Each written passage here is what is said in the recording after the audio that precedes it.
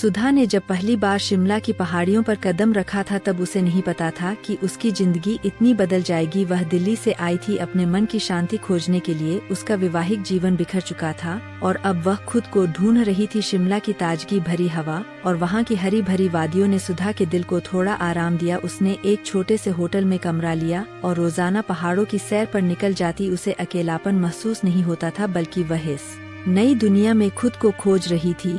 एक दिन सुधा ने एक प्राचीन मंदिर की ओर रुख किया। मंदिर के रास्ते में उसकी मुलाकात एक अनजान व्यक्ति से हुई जो वहाँ फोटो खींच रहा था। सुधा को उस व्यक्ति का चेहरा कहीं देखा हुआ लगा, लेकिन वह पहचान नहीं पाई। उसने उसे नजरअंदाज किया और मंदिर की सीढ़ियों पर चढ़ने लगी। कुछ दिन बीत गए और सुधा ने उस व्यक्ति को कई बार देखा। हर बार एक नई जगह पर वह व्यक्ति हमेशा सुधा को देखता, लेकिन कभी बात नहीं करता। सुधा की जिज्ञासा बढ़ती गई। आखिरकार एक दिन उसने हिम्मत जुटाई और उस व्यक्ति से बात करने का फैसला किया। नमस्ते, मेरा नाम सुधा है, क्या आप यहाँ के हैं? सुधा ने धीरे से पूछा। वह व्यक्ति मुस्कराया। नमस्ते, मेरा नाम राज है। नहीं, मैं भी यहाँ घूमने आया हूँ। आपसे कई बार मुलाकात हो चुकी है, लेकिन कभी बात करने का मौका नहीं मिला। राज की मुस्कान में कुछ ऐसा था जिसने सुधा का दिल छू लिया। दोनों ने धीरे धीरे बातचीत शुरू की और एक दूसरे के बारे में जानने लगे। राज एक फोटोग्राफर था और वह दुनिया भर में घूमकर फोटोग्राफी करता था। सुधा उसकी कहानियों में खो गई। एक दिन राज ने सुधा को अपने कुछ फोटोग्राफ्स दिखाए। सुधा ने उन फोटोग्राफ्स में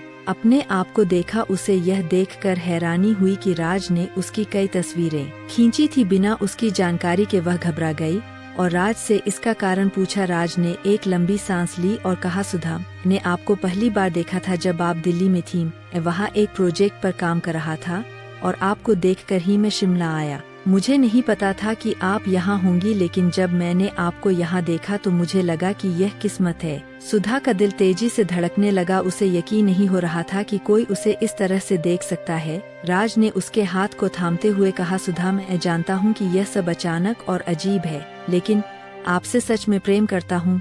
आपकी तस्वीरें खींचकर आपके पास रहना चाहता था, आपकी जिंदगी के हिस्से बनना चाहता था। सुधा की आंखों में आंसू आ गए। वह इस प्रेम को समझ नहीं पा रही थी, लेकिन उसके दिल में कहीं न कहीं एक कोना था जो राज को समझने लगा था। उसने राज को गले लगाते हुए कहा, राज मुझे वक्त चाहिए, अभी भी अपने अतीत से उबर रही हूँ, लेकिन मैं आपको यह यकीन दिलाती हूँ कि मैं इस रिश्ते को एक मौका देना चाहती हूँ। राज ने धीरे से कहा, इंतजार करूँगा सुधा, आपके हर फैसले का सम्मान करूँगा। सुधा और राज की कहानी यही खत्म नहीं हुई, यह तो बस शुरुआत थी। सुधा ने अपनी जिंदगी के नए पन्ने को राज के साथ खोलने का फैसला किया और उन दोनों ने मिलकर एक नई कहानी लिखी जो प्यार, विश्वास और समझ से भरी हुई थी।